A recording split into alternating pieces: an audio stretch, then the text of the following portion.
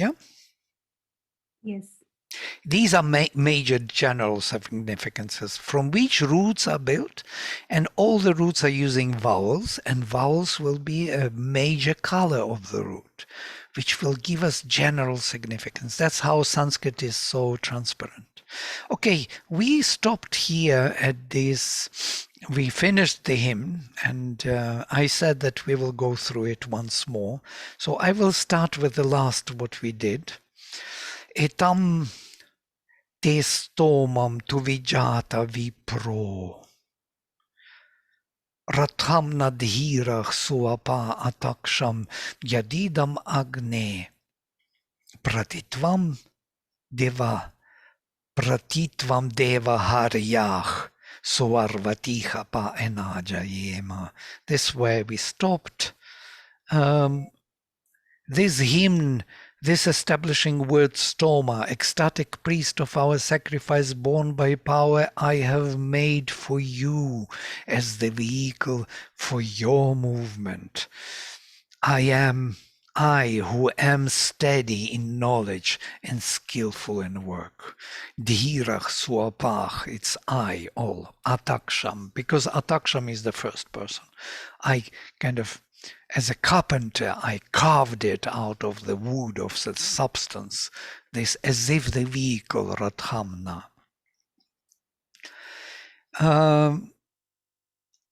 If it suits you, yad it agne pratitvam deva haryach. Please accept it, haryach, take it, pratiharyach, O God, O Deva. With its help may we conquer the luminous waters of heaven. Suarvatich apa ena, by it, anena, jayema, may we conquer. And then we come to the last word, verse which we didn't read. Tuvi grivo vrishabhova vridhano ashatru aryach samajati vedach iti mam agnim amrita avochan barhishmate manave sharmayam sat avishmate manave sharmayam sat. I will go straight to my interpretation. The bull having powerful neck is growing strong, stronger and stronger. Vavridhanach, it is from frequentative, or this constantly growing, as it were, stronger and stronger. He should drive back all the knowledge, ajati, some ajati, totally back to us, Vedah, the knowledge, or the wealth, because Vedas can be knowledge and wealth, that which is acquired. Without the enemy, ashatru, Vedas. It's Vedas in the neuter. Thus the immortal spoke to this flame. Itimam agnim amrita avochan. The immortals amritaha, the immortal most probably gods or souls, avochan, spoke to Agni in this way. He should bring back our wealth or our knowledge without Shatru, yeah? Without the enemy. He who is growing stronger and stronger with great or powerful neck, or with many necked. Sri Aurobindo translates the strong necked, and then he gives a many necked. So he has many necks, many extensions of his being, as it were. Bull increases in us and drives to us the treasure of knowledge. It's kind of interesting how he translates Vedas, the treasure of knowledge, covering both the wealth of the luminous herds, because Vedas is treasure and knowledge. So he puts it together, the treasure of knowledge that was withheld by our enemy, nor is there any to destroy it. So ashatru,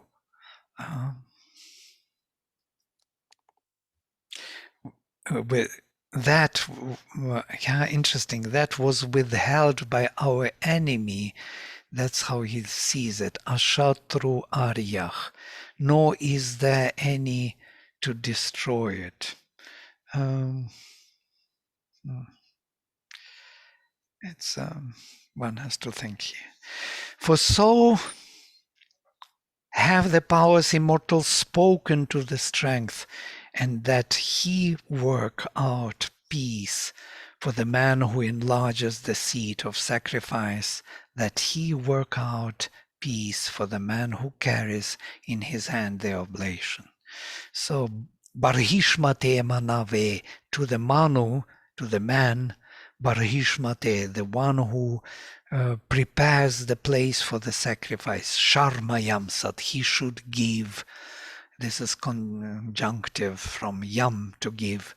He should give or arrange sharma, protection or peace. Sri Aurobindo very often translates sharman as peace, peaceful protection or peaceful bliss. Havishmate manave sharmayam sat. He should arrange sharman, protection, peaceful protection and bliss for the man who brings the offering, Havishman.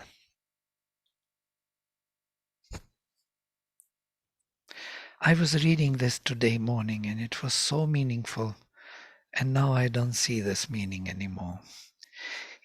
It's interesting, the word ajati, it's from root aj, to drive forward. Some ajati, and this is let, Vedic form. He should drive together Ashatru Vedas, the luminous wealth of knowledge without enemy, bring back or bring together the wealth, make it come together. From root Aj, most probably Agni is produced. He is the driver forward. He is the one, Agni, Agna from Aj. Yeah. Sri Aurobindo says it can be from lost root Ag, to move. But it is most probably root Aj. From here, Ajach. Ajach is the unborn, or the goat or the ram, who is the vehicle of Agni, actually. Ajach, yeah? He is the vehicle of Agni. He drives Agni forward because he is a driver forward. So Ajati, he should drive together or bring together the Vedas, and that corresponds to Agni. So this is the end of the hymn. So I wanted to go through this hymn once with you in detail, so we could see the whole beauty, the treasure of this, because Rashi was telling that we should do it once. Yes, Rashi? Raghuvi, can you the hymn that we were just doing right now? Can Yes. you just explain it in 2-3 lines without reading anything? Just speak it. You mean translate? I have not understood what it means. It too many meanings and too many explorations and too many things have happened. So I have not understood what it really means. Okay. The whole hymn, or this verse, only these two verses. The one with the bull. So the bull with many necked, or the powerful necks, grow stronger and stronger. Pavradhana. The fire, the Lord growing from within us, growing stronger and stronger. He should bring and combine all the inner wealth which was stolen from us by the forces of darkness. He should combine them with our inner and outer being, bring it together without Shatru, without the enemy, without the hurters, without those who steal and hide it away. He should remove the enemies and bring it together back to us. Thus the immortal being spoke to Agni,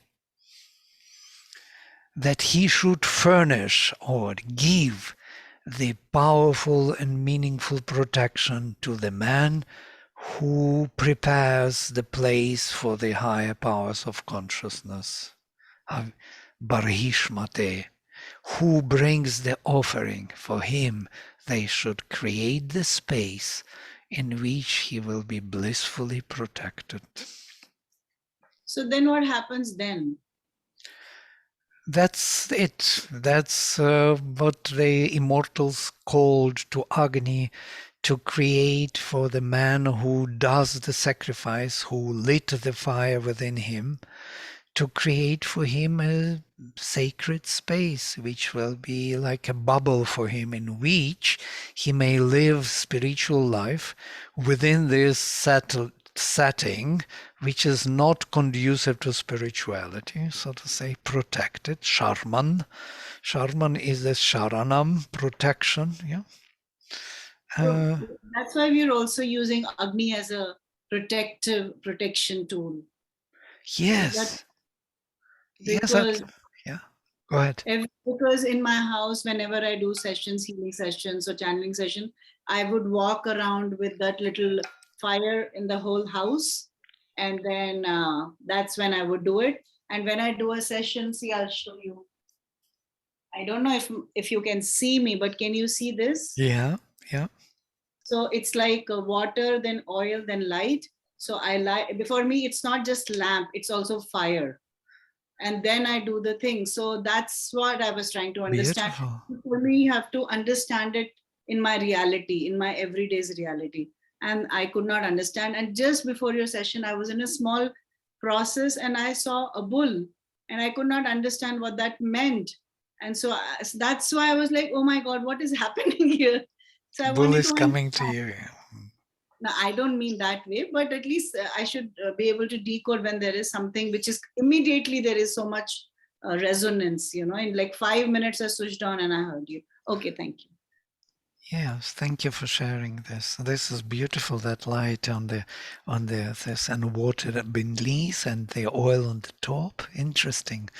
Yeah, how you manage that, and the light is light on the top of a light is creating the space of consciousness. Yeah, so when we light the as Shobinda says, when the fire broke in the corner, lit the whole universe. Yeah, everything became visible. The little flame could lit the whole darkness. Darkness failed and fell like a falling cloak from the reclining body of a god. Yeah, it's from Savage. So the darkness is like a cloak. And so the fire, once it is lit, it creates this Sharman, the space in which we are conscious. It might be that beyond certain border there is no more protection, there is darkness there, yes, but within our house it is the major center of the house, the fire, the light which is coming through. It's a beautiful image, actually. And by the way, when you spoke about this, what came to my mind is what Sri Aurobindo explains about aspiration.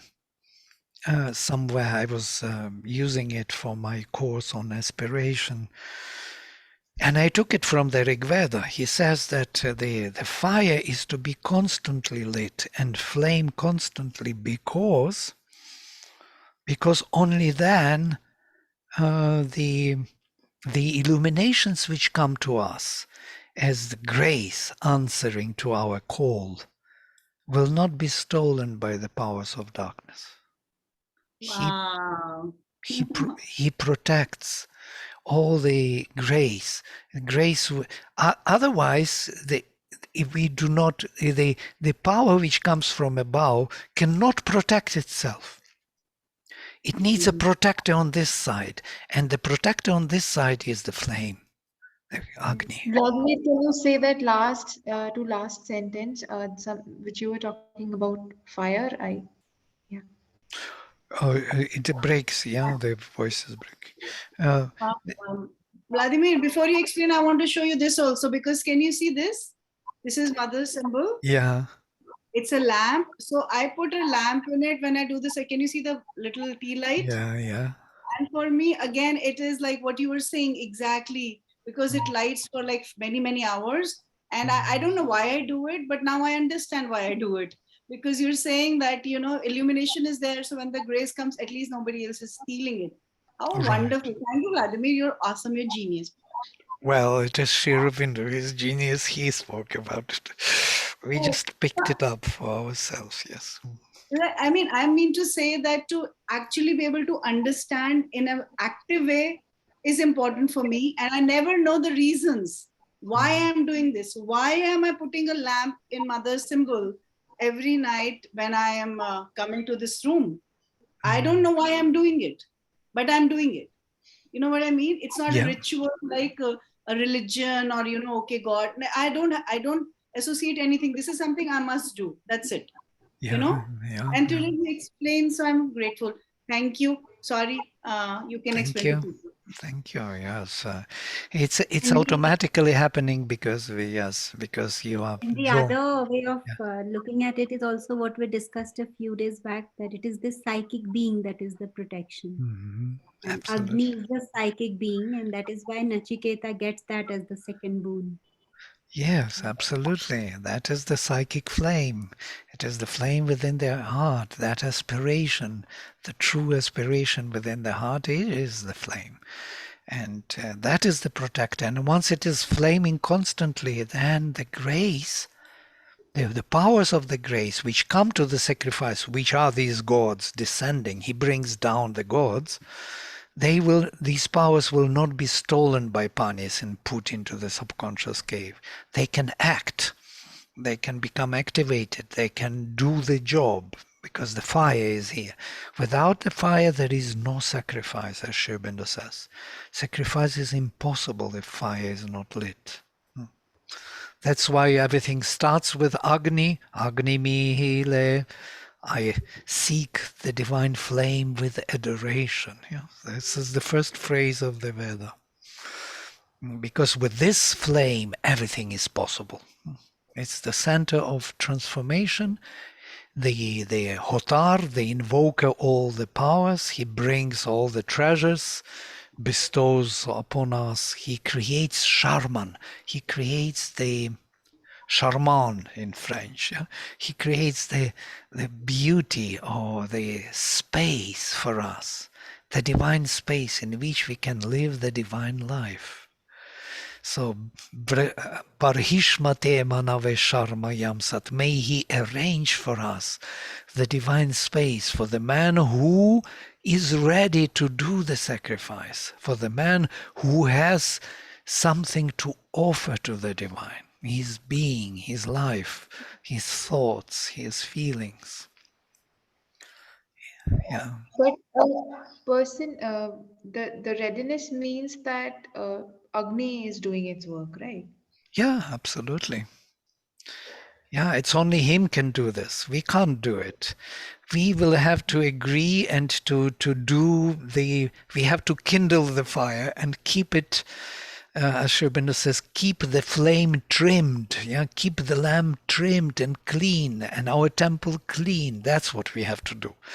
And we have to be Barhishman. Barhishman, the one who puts the barhis. Barhis is the grass, sacrificial grass around the flame for the gods to take their place. So barhis is the grass on which the gods sit around the fire. So you invite, and it is from root brich, to extend. We have to extend the inner space for the higher powers of consciousness to take What place. what would Burhis mean in the body's context? What would it mean when we look at it? You have to Um, vacate the space. You have to empty it. You have to prepare it for the divine powers or gods to come down. You cannot invite them into the stiffy, stuffy space of yours, which is full of your own stuff. Yeah? It needs to be prepared. You have to put barhis. You make it sacred for them. Yeah, this you must do. Yeah, this fire will not do for you. Yeah? He will burn you, but You prepare the space, you kindle the fire, and let him do the work. He will do the major work. He will bring the gods. Then And you make an in the offering. yeah. No, I was saying that so it's always a difficult choice that one is that one gets into the quieter space and then choose a conducive space which is apt for keeping the Agni alive, or one stays in a very difficult terrain and it's, I mean, I'm just talking about the regular life problems. So if on the everyday basis it's so difficult to remember to keep the Agni alive if the disturbance is happening at a very um, like it's happening too soon and then it's very difficult to keep the Agni alive. But if you have that space and conducive space externally, then it's easy to keep it alive internally as well. So what Good. should be the Do externally if it helps. Yeah. Create your temple, create your, I don't know, puja room. Do something. Yeah, like Rashi is doing. She's kindling the fire. Somehow something compels her to do it. Something compels me. I have a beautiful the meditation room here on the floor where somehow I'm drawn to go and to sit there in front of Sri Aurobindo and Mother picture. I do not know why. I'm a totally adult. I understand that this is an inner presence. Why should I go to somewhere else externally and sit in front of the picture? I have pictures of them here and Krishna in front of me. Why should I go to that room? But I do. Something pushes me there. It feels like I enter into another space, into the sacred space, where I can come down or leave behind all those other, you know, involvements which are kind of pulling me away from my inner commitment. So, and I feel that purity when I enter there, and I feel that I'm now in the sacred bubble, in this Sharman. Sharman is that protected space, yeah, sacred space. By the way, we should create the sacred space everywhere. Agni for us should create it wherever we are. I'm sitting at this table. This is my sacred space. Yeah, that's where I'm studying Vedas. Wherever I am, I have to create this. Agni has to create for me, who is offering my life. Barhishman, I am Barhishman. I'm preparing and inviting all the powers to take charge of my activities. And so I'm doing it constantly, everywhere. Yeah. And that is the way to live. It's simple, actually. Only we And have to actually, remember. it's Yeah. part of our culture and inheritance. I remember when I was very little, I used to remember my grandmother was a teacher of Sanskrit and Hindi in high school. And when she used to have a bath in the morning, I would hear her saying prayers. And I used to think, how can you have a bath and do the prayers together? It was so weird. But then when you grow up, you see that the tree is sacred. You put a light in Tulsi, you put a agarbatti, everything in the kitchen. When you make something, you make for a little piece of roti for the cow. Every process that you do Yeah. in your daily life, because it's not religious, it is just bringing sacredness and an Yeah. element of spirit and a largeness to your life. Mm. I never lived like this. I was a hardcore science person. I didn't Mm. even go to a temple or believe in a god, Mm. but now I have more gods than even I know names of. So I feel like, just like, and if you come to my house, everybody says, "Is it a temple or what?" Because everywhere I've created these sacred orders, which are reminder of some element of the spirit. So what you're saying, it really works. People walk in and they feel, oh my God, what kind of energy. So what happens is that I am constantly reminded of the largeness of our purpose, the largeness of who we are, versus what Preetu is saying, the daily chaos and people and thoughts and conversations, the daily lower energies are all the time there. So again and again you need reminders to come back to your largeness. And I guess a sacred space or a sacred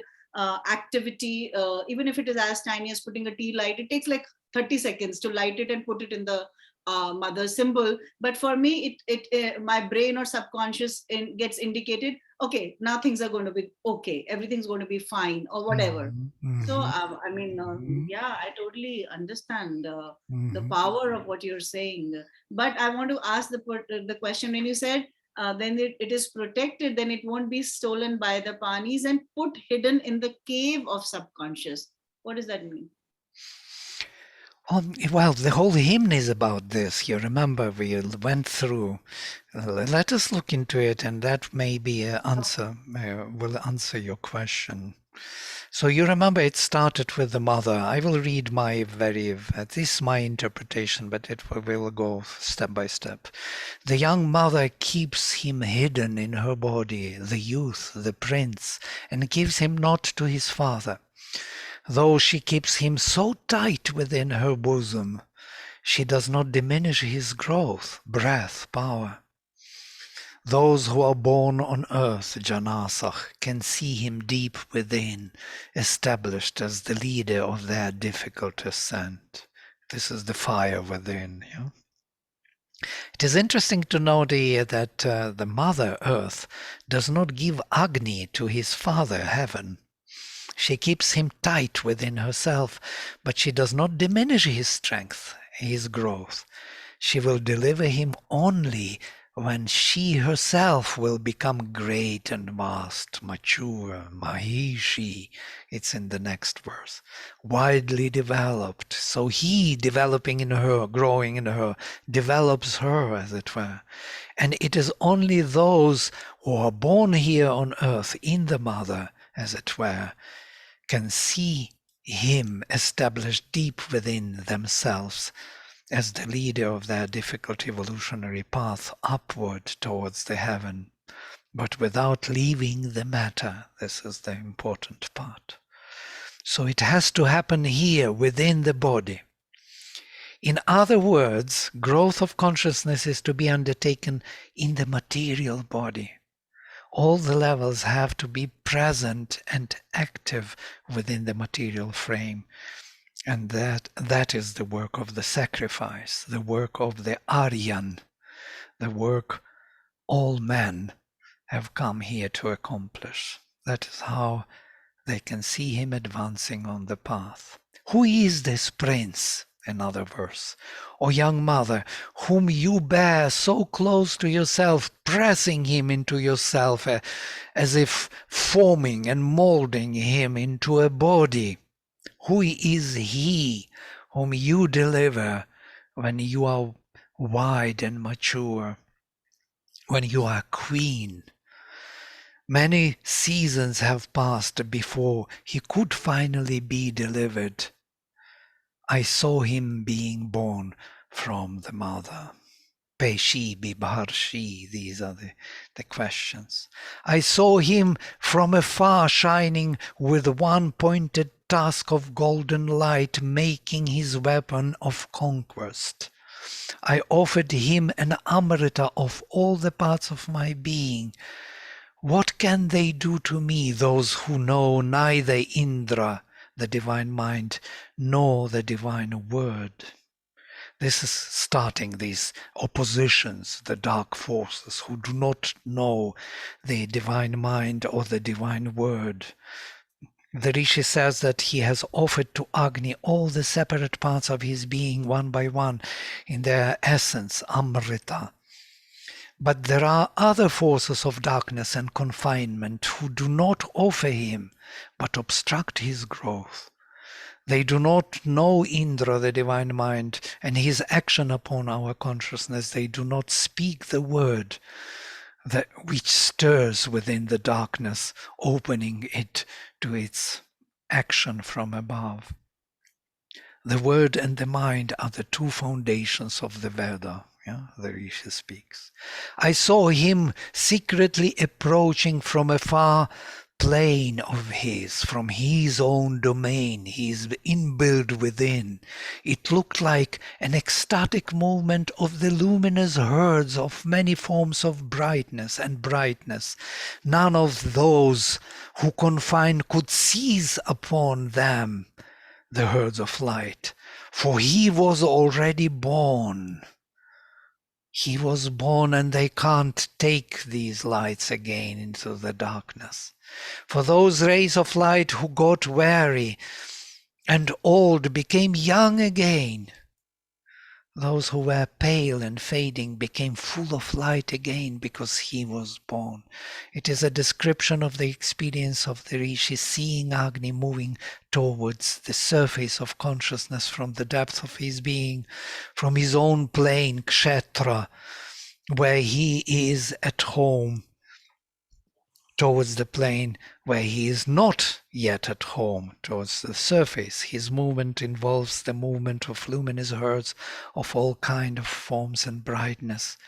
It was like an ecstatic moment of light. I think it's the birth of the psychic being which we have to still experience. But none of those who confined could seize on them anymore, on these brightnesses. For he was already born, reviving their energies.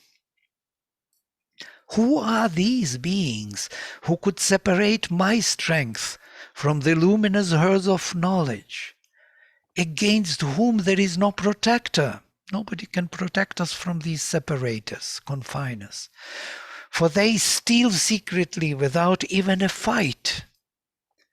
Those who have robbed me of my luminous herds of knowledge should bring them back. For here he comes, the one who sees, who should find and drive them back. That's why he should bring them back. Ajati, Ashatru Vedas. Yes, that's the last word. He should bring back because he is born. He can bring all stolen wealth and luminosity, which is hidden in the subconscious cave. He can bring it forward. It is a crucial question for all Vedic psychology. Who are they who constantly separate our strengths from the light of knowledge? Why our light of knowledge and strength, power, do not go together? Why power is without knowledge and knowledge is without power? We are constantly in this dilemma. We know the truth, but we can't live it. We live falsehood and knowing the truth separately. Why they are separated? And why they have such an easy access, as if naturally robbing us of our light, our heavenly wealth. Who are these robbers? So the Rishi is declaring to them that they will not be able anymore to steal the light of knowledge because he is already born. He can see them in the darkness and bring all the stolen herds back to us. And so on. And it is Shunakshepa's story, which we looked into. Shunakshepa, the birth of the psychic being and liberation by the mother. And we are coming to the end, where Agni should bring to others this Ashatru. The bull having powerful neck is growing stronger and stronger. He should drive back all the knowledge without the enemy. Thus the immortals spoke to this flame. The immortals means the Godheads. The Godheads whom he activates in this sacrifice. Give protection to man who prepares the seat of sacrifice in himself. Give protection to man who has the offering to the gods. So I just gave you the outline of what this verse is about. So he is born within the nature, he grows, he comes to the front, and he brings all our luminous wealth back, activates it in our life, creates for us Sharman, creates for us the space in which we can sustain our spiritual consciousness. I don't know if I'm right or wrong, Vladimir, but what I'm feeling that it is so amazing that this sounds individualistic also and collective also. Is it true? Absolutely. It is archetypal. It is applicable to every individual. It is speaking about every one of us. It is not for me only, or for you, or for somebody who is ready, for someone who is not ready. It is the power growing within the nature, regardless of what you think about it.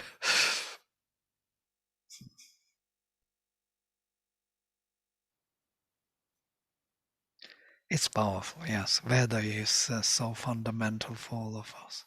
If we could only see it, how beautiful it is. It's poetic, it's philosophical, it's psychological, it's mantric, it is artistic, it is everything. It is all the elements put together, and it in the right measure, in the right harmony. Great, I will stop here and we will start next verse, which is even more powerful, where Agni is identified with each godhead and how, and we will look into it, how Agni relates to each of the greatest godheads. Okay, I'm closing with mantra. Om Sarve Bhavantu Sukhinaha Sarve Santo Niramayaha Sarve Bhadrani Pashyantu Ma Kaschit Dukha Bhag Bhavet. Om Shanti Shanti Shanti. Hari Om.